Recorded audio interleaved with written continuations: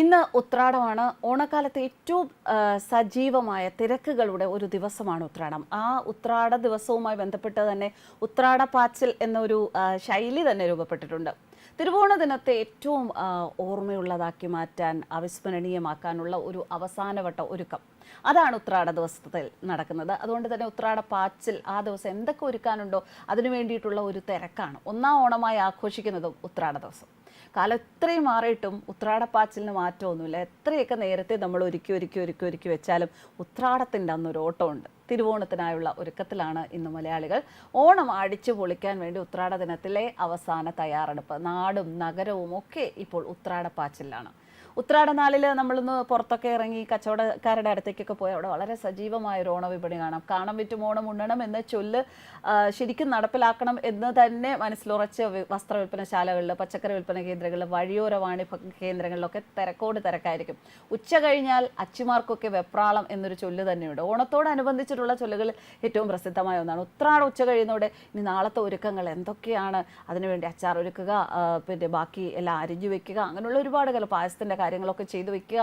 അങ്ങനെ അവസാന ദിവസം, ഓണാഘോഷത്തിൻ്റെ അവസാന ദിവസം ഗംഭീരമായ സദ്യ തയ്യാറാക്കാൻ ആവശ്യമായ പച്ചക്കറികൾ, വിഭവങ്ങൾ ഇതൊക്കെ വാങ്ങുന്നതിനായി കുടുംബാംഗങ്ങൾ മാർക്കറ്റിലൊക്കെ, ചന്തയിലൊക്കെ പോകുന്ന ദിവസമാണ്. അതിനെയാണ് ഉത്രാടപ്പാച്ചിൽ എന്ന് വിളിക്കുന്നത്. ഇനി ഉത്രാട നാളിലാണ് തിരുവനന്തപുരത്ത് അധികം അത് പതിവില്ലെങ്കിലും വടക്കോട്ടൊക്കെ തൃക്കാക്കരയപ്പനെ വീട്ടുമുറ്റത്ത് കൂടി വയ്ക്കുക. കളിമണ്ണ് കൊണ്ടാണ് തൃക്കാക്കരയപ്പനെ ഉണ്ടാക്കുന്നത്. മണ്ണ് കുഴച്ച് നല്ലതുപോലെ പദം വരുത്തി നിറം നൽകാൻ ഇഷ്ടികപ്പൊടി ചേർക്കുന്നവരുണ്ട്. ഉത്രാടത്തിന് മുമ്പ് തന്നെ തൃക്കാക്കരയപ്പനെ ഉണ്ടാക്കി ഉണക്കി വെക്കും. ഉത്രാട ദിവസം നാക്കിലയിൽ മുറ്റത്ത് 5 തൃക്കാക്കരയപ്പന്മാരെ വെക്കും. ഒത്ത നടുവിലായി വലിയ രൂപവും 2 ഭാഗത്തും 2 ചെറുതു വീതവുമാണ് ഉണ്ടാക്കി വെക്കുക. ഇതിൽ അരിമാവ് കൊണ്ട് കൃഷ്ണകിരീടം, ചെമ്പരത്തി, ചെണ്ടുമല്ലി, തുമ്പ എന്നിവ കൊണ്ട് അലങ്കാരങ്ങളും ഒക്കെ നടത്തും.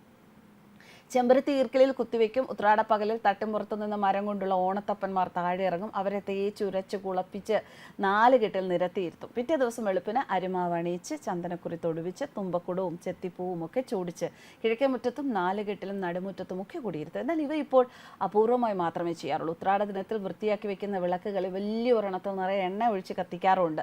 പൂക്കൾ ഉപയോഗിച്ച് വിളക്ക് അലങ്കരിക്കുകയും ചെയ്യുന്നു. അതാണ് ഉത്രാട വിളക്ക്. അന്ന് സന്ധ്യയ്ക്ക് നമ്മൾ കൊളുത്തുന്ന വിളക്ക്.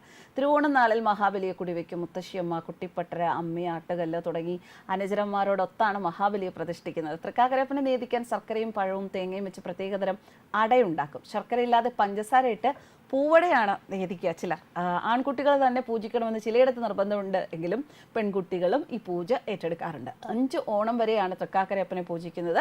എന്നും രാവിലെയും വൈകിട്ടും വിളക്ക് കൊളുത്തി പൂജിക്കുകയും ചെയ്യും. അങ്ങനെ ഉത്രാട പാച്ചിലിലാണ് എല്ലാവരും. തിരുവോണം ഇങ്ങെത്തിക്കഴിഞ്ഞു. തിരുവോണത്തിൻ്റെ ആഘോഷത്തിൻ്റെ തിമിർപ്പിലാണ് എല്ലാവരും. എല്ലാവർക്കും അഡ്വാൻസ്ഡ് ആയിട്ട് തിരുവോണ ആശംസകൾ നേരുകയാണ്.